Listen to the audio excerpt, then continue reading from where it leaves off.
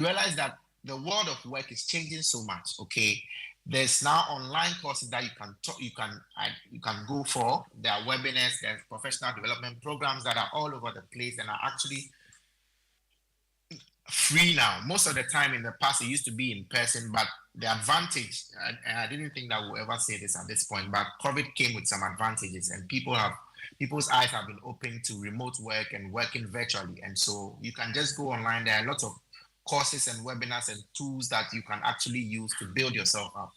Okay.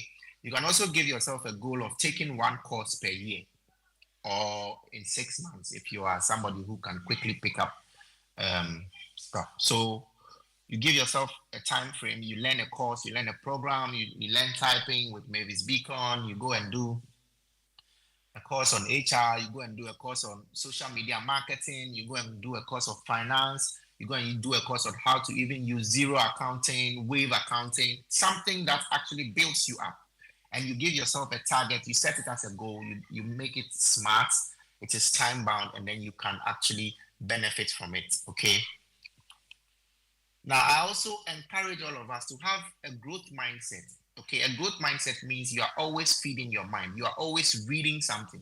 You are always making sure that you are feeding not only your body by eating, but also you are feeding your mind and building it accordingly. Okay.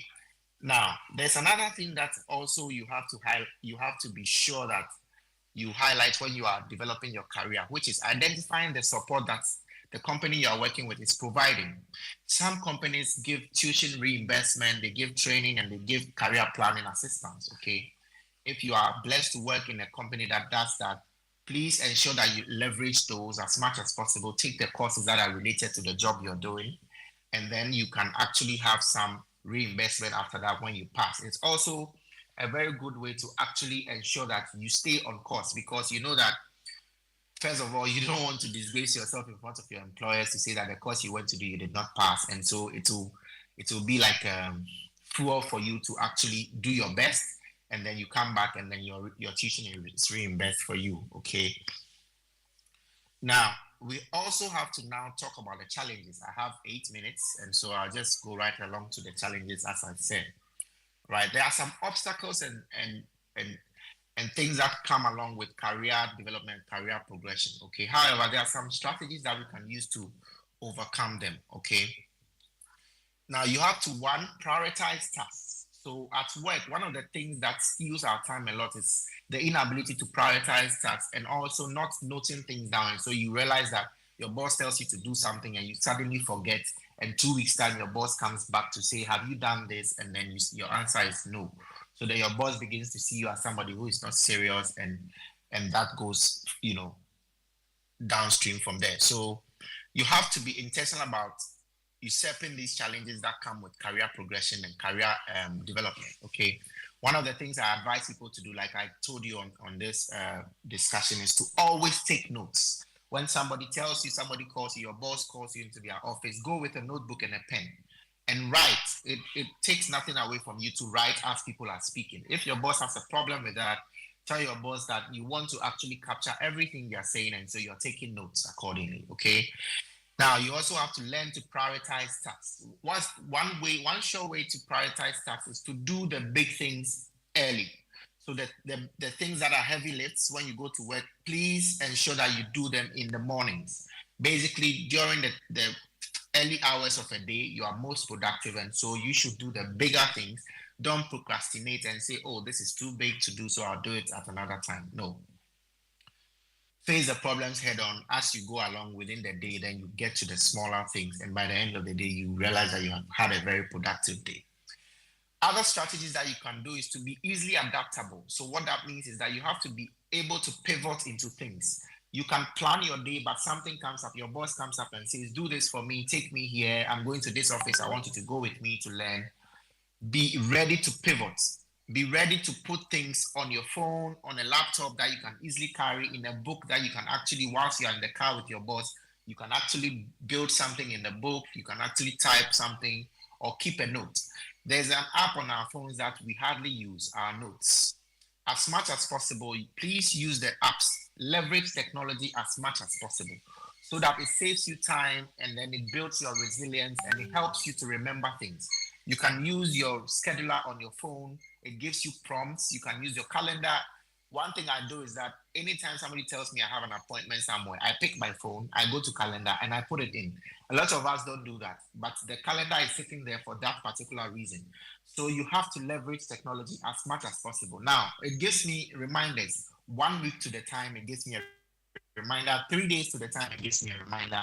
A day to the time, it also gives me a reminder. So how will I be late or how will I forget to attend a meeting? Because I'm always reminded of that particular meeting. Even as much as when somebody invites me for a funeral, I put it in my calendar. Okay. So real life success stories are also something that will encourage you to also build your career properly as much as possible. Identify people who have good career stories that you can identify with. Okay, your boss, somebody at your office that is doing well. As much as possible, I always encourage that your mentor should be somebody who, and this is not like a rule, but it's always beneficial if the person is the same gender as you, because what that enables you to do is that the person identifies with some of the challenges that you cannot discuss with somebody of the opposite gender. Okay, and so as much as possible, identify somebody who can actually have time for you, even if virtually you can discuss once in a month or twice in a quarter.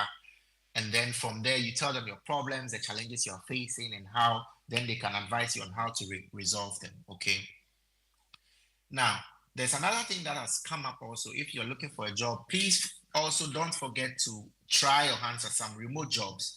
Okay. Try your hands at AI, try your hands at taking up gigs, mainly not for the money that it comes with, but for developing your experience base. And so by the time you have the job that you want, you have a lot of experience that you can leverage on. Okay. Now, as I mentioned, I'll share with you guys a personalized career development action plan. Latest by Monday, my assistant will share it with Randolph, and then you share it with you guys. You can develop it, you can send it back to me or whoever your mentor is to go through with the person or with me. I'll make time for you. And then from there, we can talk about how you can stick to that action plan and get your results from there. Okay. Now, I'll recommend a few things that you guys can do, some books that you should read. Okay. One of the books that I think that will be very useful for you is Who Moved My Cheese? I hope that you're taking notes of these books so that you go and look them and read them accordingly. Okay. Please give me a moment. Let me go to my book list so that I give you all the titles.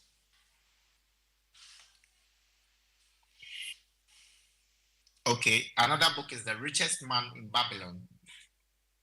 Okay, another book is Eat That Frog. I don't know how many of you have seen that book. It's called Eat That Frog. Okay, now there are other resources online. You can just Google.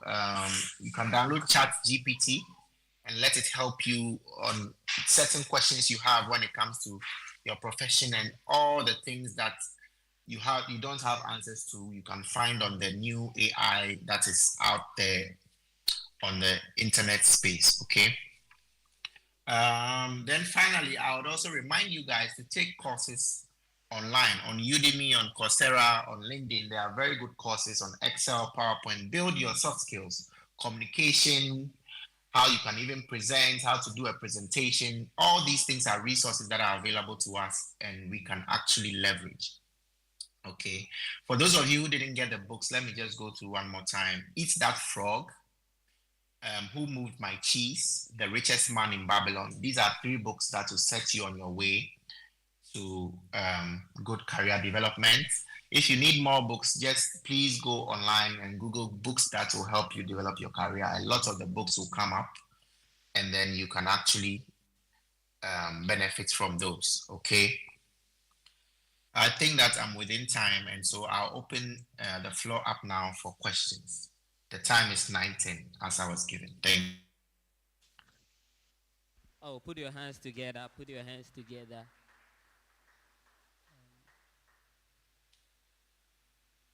Hello, people. Can anybody hear me?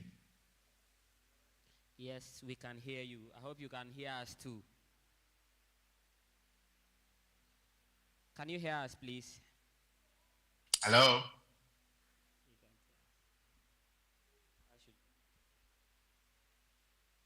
Hello?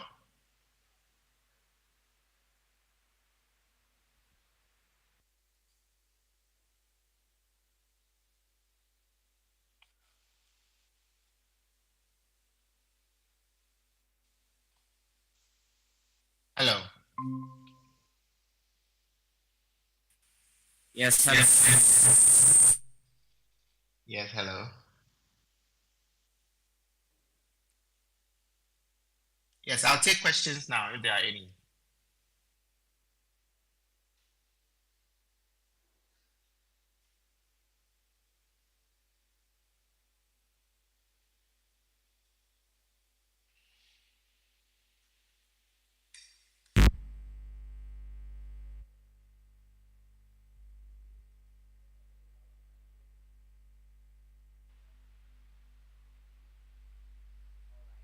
Please, any questions? Any questions?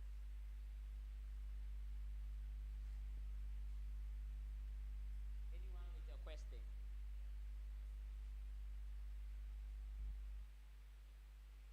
Okay, let me ask the first question.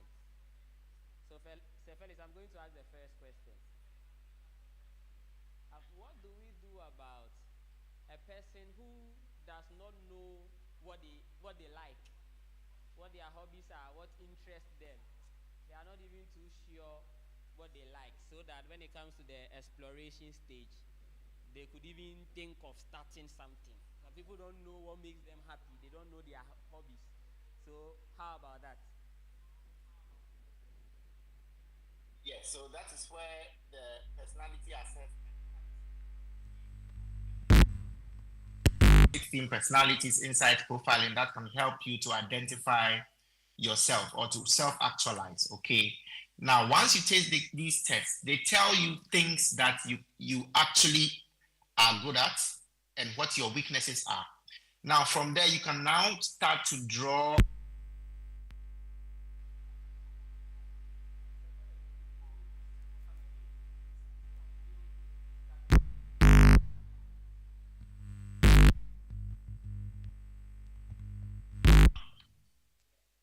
Yes. Okay, perfect. So I'm saying that once you are finding it difficult to identify things that are interesting to you or the kind of hobbies you like, your best bet is to take as many personality tests as possible. Now, they overlap and they tell you things that actually are things that you can identify and say that, oh, it's actually true. I like reading. Maybe I should look at something that goes in the line of journalism. Okay, it's actually true. I like playing with toys. Maybe I should think of something on the lines of engineering. Okay, oh, it's actually true. I like music. Maybe I should actually take a course in music and play an instrument or learn to play an instrument. Oh, I like things that actually portray a certain idea without using words, but actually images.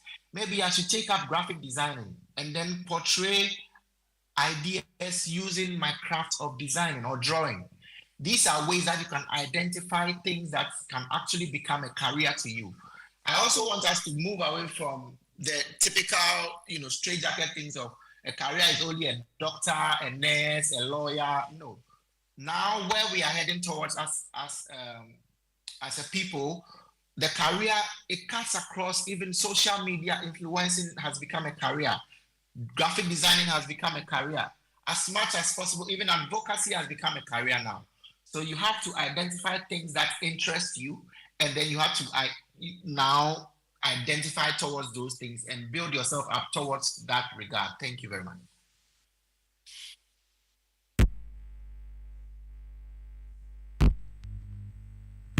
All right.